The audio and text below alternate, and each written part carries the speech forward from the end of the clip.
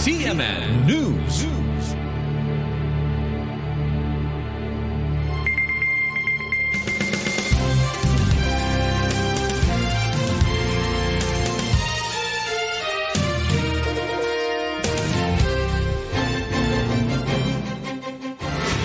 CNN Live Nationwide.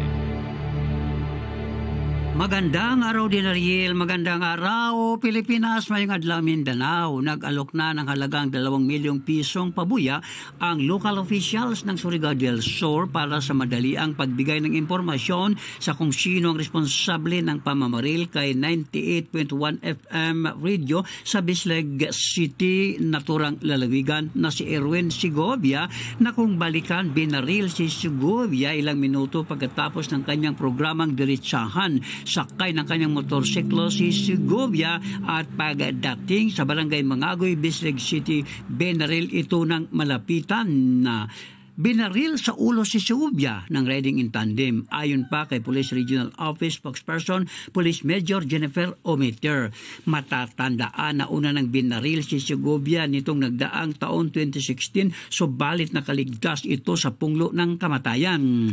Ang naturang pabuya ay nagmula kina Surigao del Sur Governor Johnny Pimentel at Congressman Alexander Pimentel at ang dating alkalde sa bayan ng Cantilan, Surigao del Sur, galing ang reward money. Samantala, kinundi na naman ng Philippine Campus Media Alliance ang pagpaslang kay radio commentator sa Bislig City na si Erwin Segovia.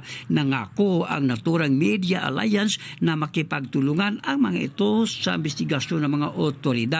Nangako din ang Presidential Task Force on Media Security na tutukan ang kaso ni Segovia. Well, Ramos, CNN roaming reporter ng Mindanao, Radyo Kalikasan ng Og City, base ng ulat ng live para sa CNN Pilipinas.